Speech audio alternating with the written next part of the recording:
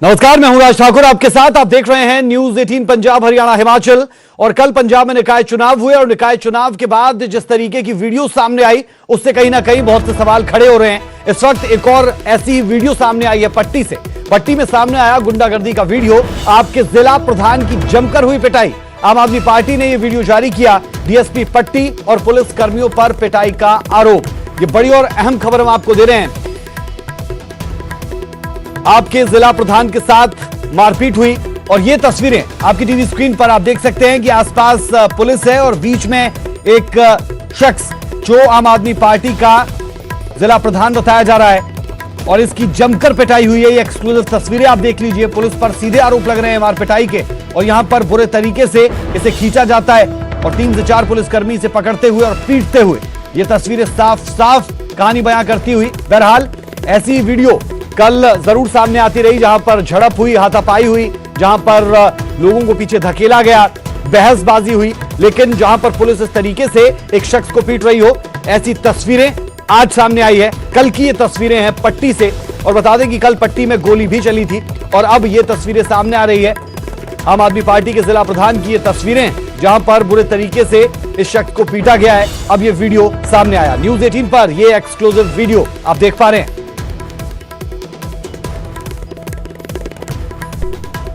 चलिए सीधे रुख करते हैं। तरनतारन से संवाददाता सिद्धार्थ हमारे साथ जुड़े हैं।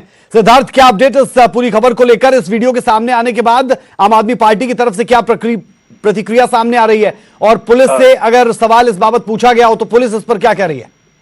जी बिल्कुल बताना चाहूंगा कि ये तस्वीरें जो है पट्टी की वार्ड नंबर 7 की हैं, जहां पर जो कल एक झड़प होती है और आम आदमी पार्टी का आरोप है कि यहाँ पर जो है गोली भी चलाई गई है। हालांकि इस गोलीबारी से जो है एक युवक भी जख्मी हुआ है, जिसको अमृतसर के एक निजी अस्पताल में भर्ती करवाया गया है। उसी तरीके से अगर बात करें तो आम आदमी पार्टी के जो यहाँ के नेता हैं राज बुल्लर, उन्होंने भी प्रेस कॉन्फ्रेंस करके आरोप लगाया कि जो मार पिटाई जो है अधिकारी डीएसपी जो है यहाँ के पट्टी जो उन्होंने द्वारा की गई और बुरी तरह से उनको पीटा गया है। इस मामले में जो है अभी आम आदमी की विधायक बलजिंदर कौर जो जहां पर पहुंचे थे और उनसे मुलाकात भी की और उन्होंने भी स्पष्ट कर दिया कि ऐसी गुंडागर्दी जो है कतई बर्दाश्त जो है नहीं की जाएगी।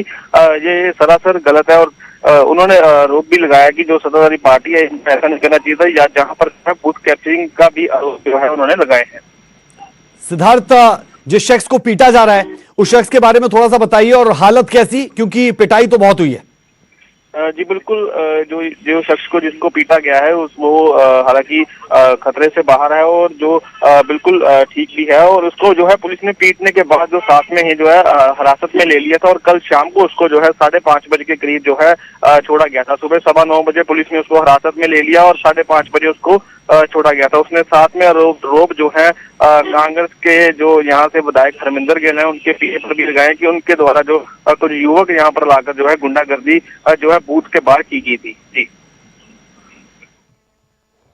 चलिए, बेहद शुक्रिया इस तमाम जानकारी के लिए। और आम आदमी पार्टी ने आपको बता दें कि सीधे तौर पर ऐसी वीडियो सामने आने के बाद सवाल भी उठाए हैं और पुलिस पर भी सवाल उठते हैं जब ऐसे वीडियो सामने आते हैं, क्योंकि पुलिस यहां पर दिख रही है और एक शख्स जिसे पीटा जा रहा है जो आम आदमी पार्टी का जिला प्रधान बताया जा रहा है। ये तस्वीरें बहुत कुछ कहती हुई। कल की ये तस्वीरें हैं निकाय चुनाव के दौरान की ये तस्वीरें हैं। पट्टी से ये तस्वीरें सामने आई है जहां पर एक शख्स को बुरे तरीके से पीटा गया है जो आम आदमी पार्टी से जुड़ा है, जिला प्रधान वो बताया जा रहा है। अब सवाल ये कि ये सब कुछ हुआ तो हुआ क्यों, और इस पूरे के पूरे वाकयात को अगर आप करीब से देखेंगे तो पुलिस को पिटाई करने की जरूरत महसूस क्यों हुई? पुलिस ऐसे ही हाथ नहीं उठा सकती, हम सब जानते हैं, लेकिन यहां पर ये हुआ तो ये क्यों हुआ ये भी अहम हो जाता है। और तरनतारन के पट्टी से ये तस्वीरें सामने आई है जहां पर बुरे तरीके से इस शख्स को पीटा गया।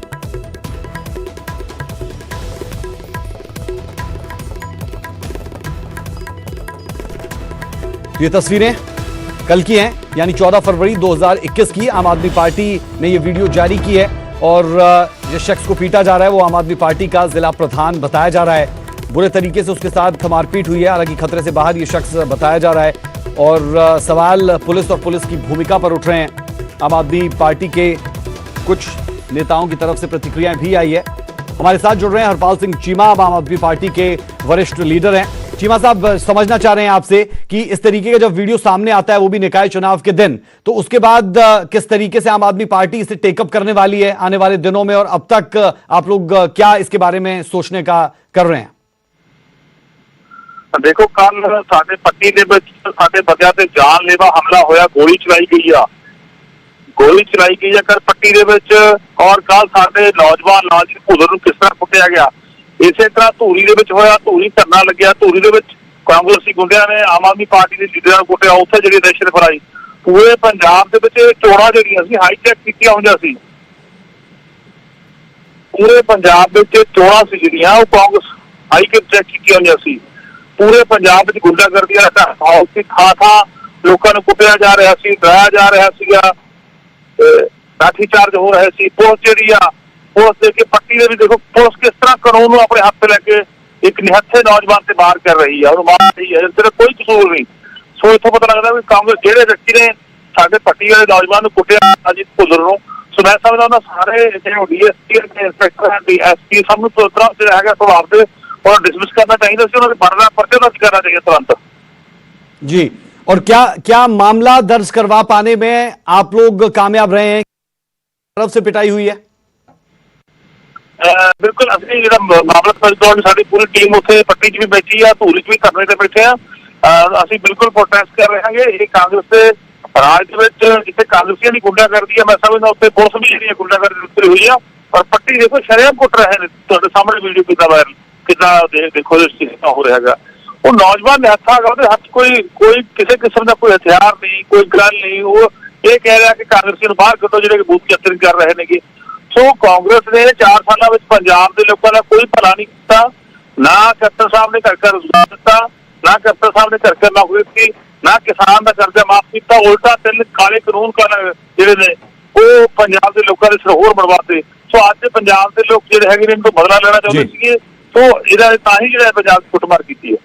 बेहद शुक्रिया हरपाल सिंह चीमा जी हमारे साथ जुड़ने के लिए और प्रतिक्रिया अपनी देने के लिए। तो कहीं ना कहीं जिस तरीके का वीडियो सामने आया, आम आदमी पार्टी में भी गुस्सा है और धूरी से लेकर पट्टी तक धरने की बात हो रही है।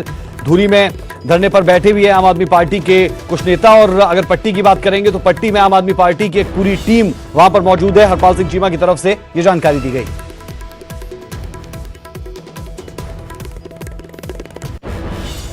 पंजाब में 3 बूथ्स पर दोबारा वोटिंग होगी। पातड़ा और समाना के 3 बूथ्स पर दोबारा वोटिंग होगी। कल सुबह 8 से शाम 4 बजे तक मतदान होगा। राज्य चुनाव आयोग ने दोबारा वोटिंग के लिए आदेश दिए हैं। पातड़ा के वार्ड नंबर 8 के बूथ पर और बूथ नंबर 11 पर फिर वोटिंग होगी। समाना के वार्ड नंबर 11 के और साथ ही बूथ नंबर 22-23 पर दोबारा वोटिंग होगी। 17 जनवरी को नतीजे घोषित होने हैं जो पहले से तय है, लेकिन ये वो कुछ बूथ जहां पर अब दोबारा वोटिंग होगी।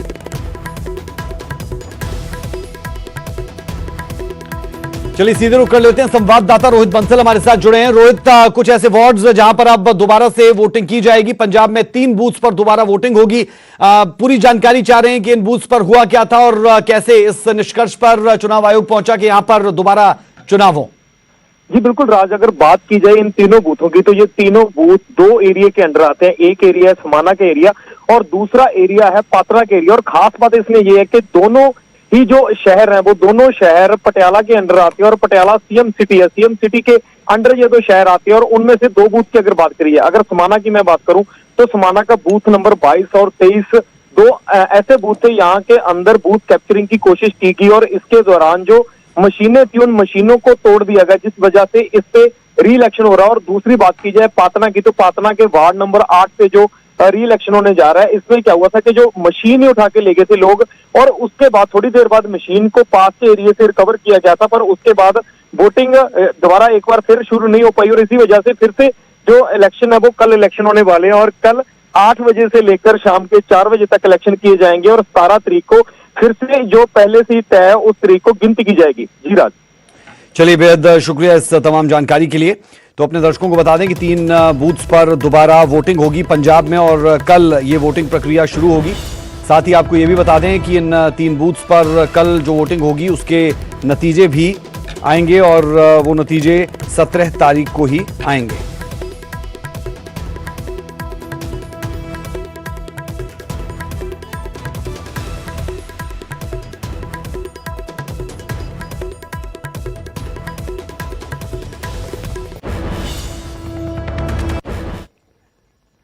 जिस टूल किट को लेकर बहुत बवाल उठ रहा है उस पर प्रतिक्रिया आ रही है, जरा वो सुनते हैं। Disha, along with her colleagues Shantanu and Nikita, created and sent a toolkit document to others. Disha, who is associated with the environmental movement called Fridays for Future, sent the toolkit to Greta Thunberg on Telegram and also coaxed her to act on it. The main aim of the toolkit was to create misinformation and disaffection against the lawfully enacted government. The toolkit sought to artificially amplify the fake news through various tweets which they have created in the form of a tweet bank, and they also sought public to participate in the action on 26 January, that was the Republic Day of India. Based on these incriminating evidences collected against Disha from her device, and in view of the fact that Nikita did not cooperate and she fled from her house, we acted against Disha because she has deleted a WhatsApp group which she created to coordinate among the various members for the toolkit, and her arrest was made in the presence of her mother and in presence of the SHO of the area concerned, and due procedure was adopted for arresting her, for conducting her medical test and producing in the court, and the Honorable Court has granted 5 days PC for Disha. The rest of the investigation is in progress.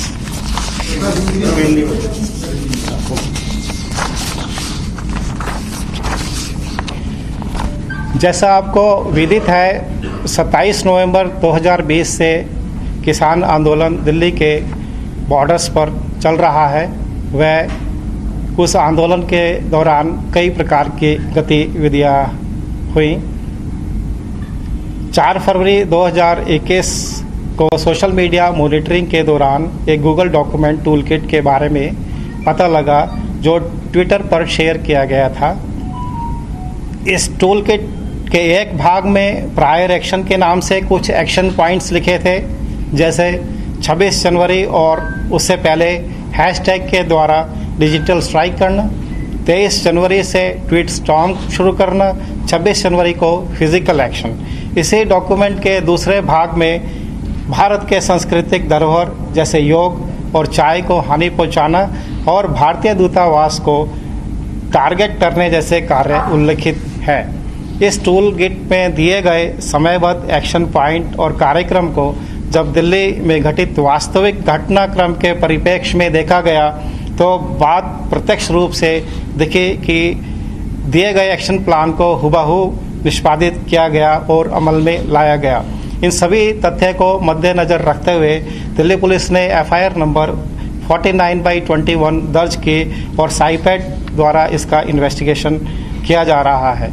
जांच के दौरान इस tool kit के online मौजूद screenshots की पड़ताल की गई और जांच में पर्याप्त जानकारी मिलते ही इस टूल किट गूगल डॉक्यूमेंट की एडिटर निकिता जैकब के विरुद्ध कोर्ट से सर्च वारंट जारी कराकर केस के आईओ समेत एक टीम को मुंबई भेजा गया और तलाशी के दौरान उनसे 2 लैपटॉप और एक आईफोन मिले।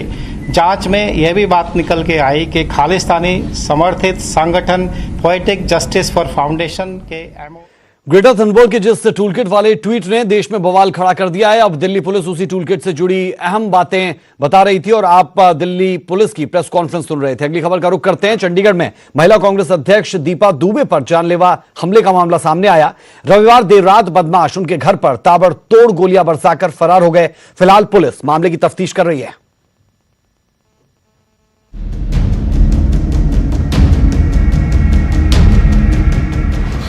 राजधानी चंडीगढ़ में रविवार रात कानून की धज्जियां उड़ाई गई।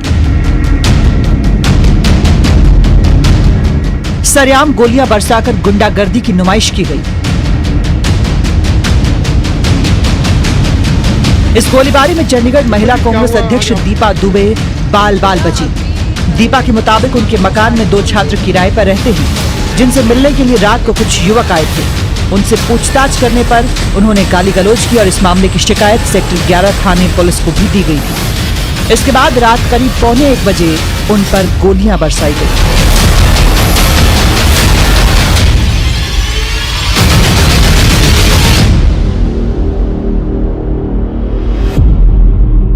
खड़ी हुई थी, मेरा देवर आया हुआ था कनाडा से, तो उसको था, भाई था मेरा, उसकी बीवी थी तो उसको हम छोड़ने आए, तो अभी खड़े ही हुए हैं तो वहां से गोलियां आनी शुरू हो गई। गोलियां चलाई थी भैया देखो, मैं सच बताऊं, मुझे 3-4 सुनी है, क्योंकि मेरा तो अपना ही मतलब मेरा पर उन्होंने वार किया था या मतलब डराने के लिए? अब ये मैं नहीं बोल सकती कि वो डराना था या धमकाना था या फायर था। देखो, डराने के लिए किया हो चाहे उन्होंने, लेकिन वो लग भी सकती थी, मुझे ना लगती, किसी को लगती। मामले की खबर मिलने के बाद मौके पर डीएसपी और पुलिस के आला अधिकारी भी पहुंचे। पुलिस ने मौके वारदात से 2 खाली कारतूस भी बरामद किए और तफ्तीश शुरू कर दी। ਜਿਹੜੇ ਮਕਾਨ ਮਾਲਕ ਹੈ ਹਾਂਜੀ ਇਹਨਾਂ ਦੇ ਨਾਲ ਜਿਹੜੇ ਉੱਪਰ ਕਿਰਾਏਦਾਰ ਰਹਿੰਦੇ ਉਹਨਾਂ ਦੇ ਨਾਲ ਇਹਨਾਂ ਦੀ ਹੋਈ ਹੈ ਤੂੰ ਮੈਂ ਹੋਈ ਹੈ। ਉਸ ਤੋਂ ਬਾਅਦ ਮਤਲਬ ਚਲੇ ਗਏ ਇੱਥੋਂ ਜਿਹੜੇ ਮੁੰਡੇ ਸੀਗੇ ਉਹਨਾਂ ਕੋਲ ਹੋਇਆ ਸੀ। ਇਹ ਕਹਿ ਰਹੇ ਅਸੀਂ ਅੰਦਰ ਸੀਗੇ, ਮਤਲਬ ਉਸ ਤੋਂ ਅੱਧਾ ਪੌਣਾ ਘੰਟਾ ਬਾਅਦ ਇਹਨਾਂ ਨੂੰ ਫਿਰ ਫਾਇਰ ਦੀ ਆਵਾਜ਼ ਸੁਣੀ ਪਾਰਕ ਦੇ ਵਿੱਚੋਂ ਜੀ। ਹਾਂ ਮਤਲਬ ਇਹ ਨਹੀਂ ਹਲੇ ਕਲੀਅਰ ਨਹੀਂ ਹੈ ਪੂਰੀ ਕਹਾਣੀ। ਮਤਲਬ ਤਾਂ ਹੁਣ ਕੁਝ ਜਿੱਦਾਂ ਕਾਰਤੂਸ ਵਗੈਰਾ ਚੱਲੇ ਹੋਏ ਕਾਰਤੂਸ ਹੈ ਜਾਂ ਕੋਈ ਮਿਲੇ ਜੀ? ਹਾਂ ਉਹ ਇੱਕ ਖੋਲ ਤੇ ਕਾਰਤੂਸ। दीपा दुबे के मुताबिक सेक्टर 15 में उनके आवास के सामने रिश्तेदारों के साथ मौजूद थी। रात करीब 1:45 बजे वहां घात लगाए बैठे बदमाशों ने गोलियां चलाई और फरार हो गए। हालांकि इस हमले में सभी बाल बाल बच गए। फिलहाल पुलिस आसपास मौजूद सीसीटीवी के आधार पर बदमाशों की पहचान करने में जुटी हुई है। इसके साथ ही बदमाशों को जल्द गिरफ्तार करने का दावा भी किया गया है।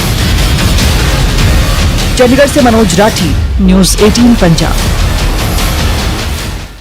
वक्त एक छोटे से ब्रेक का, ब्रेक के उस पार कुछ और अहम खबरें।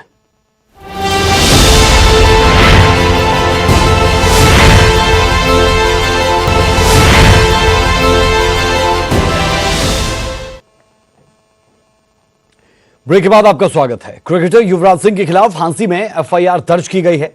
मामला अनुसूचित जाति पर टिप्पणी का है। युवराज सिंह पर सोशल मीडिया पर आपत्तिजनक टिप्पणी का आरोप है। यह रिपोर्ट देखें।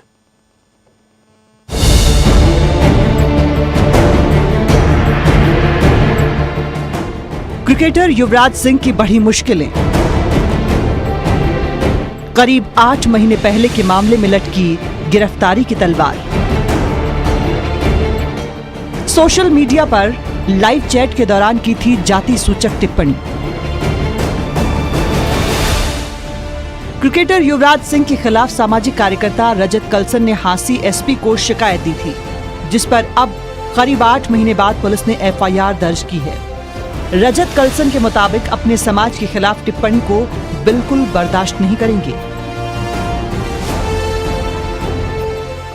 पुलिस की कार्रवाई की इंतजार करने के बाद फिर मैंने कोर्ट में एक कंप्लेंट की थी, और उस कंप्लेंट में हम लोगों ने कोर्ट से प्रेयर की थी कि इस मामले में पुलिस को ऑर्डर किया जाए कि वो एफआईआर रजिस्टर करे। और पुलिस ने इस मामले में कोर्ट में स्टेटस रिपोर्ट भी पेश की थी।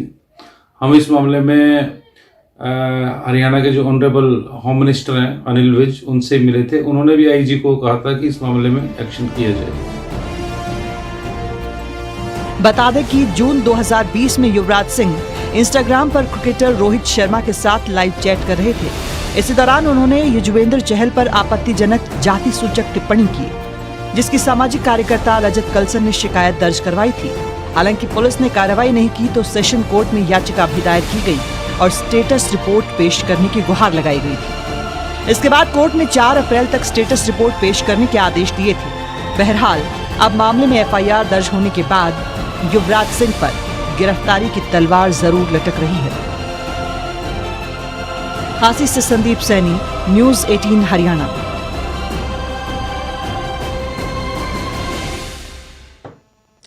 अगर आप टोल प्लाजा से गुजरते हैं तो यह खबर आपके लिए है।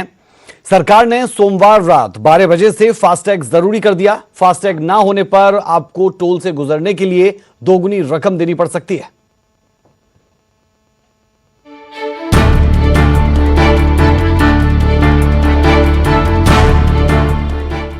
अगर आपके पास 4 व्हीलर है और टोल प्लाजा से आपका आना जाना लगा रहता है तो फिर सावधान हो जाइए। अपनी गाड़ी पर फास्टैग लगवाना सुनिश्चित कर लीजिए, क्योंकि अब हर गाड़ी पर फास्टैग लगाना जरूरी है।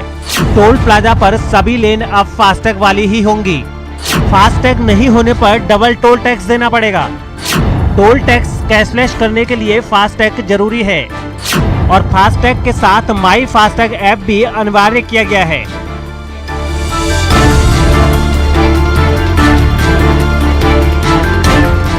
फास्टैग के बारे में नहीं जानते हैं तो आइए जान लीजिए कि फास्टैग होता क्या है। फास्टैग एक स्टिकर होता है। फास्टैग गाड़ियों के विंड स्क्रीन पर लगता है। फास्टैग टोल प्लाजा पर लगे स्कैनर से कनेक्ट होता है। कनेक्ट होते ही अकाउंट से ऑनलाइन पैसे कट जाते हैं। NHAI टोल या बैंकों से फास्टैग स्टिकर खरीद सकते हैं। ई-कॉमर्स प्लेटफॉर्म पर भी फास्टैग उपलब्ध है। इसे UPI, debit card, credit card से रिचार्ज करा सकते हैं। इसे DL और वाहन रजिस्ट्रेशन दिखाकर खरीद सकते हैं। इसकी कीमत 100 रुपए है और इसके लिए 200 रुपए सिक्योरिटी देनी होती है। बता दें कि फास्टैग लगाने के नियम से फिलहाल 2 पहिया वाहन को छूट दी गई है और इसके इस्तेमाल से 4 पहिया या कमर्शियल वाहन चालक को टैक्स के भुगतान के लिए टोल प्लाजा पर रुकना नहीं पड़ता है, जिससे समय की बचत होगी और निश्चित तौर पर इससे ईंधन की भी बचत होगी। Bureau report, news 18 network.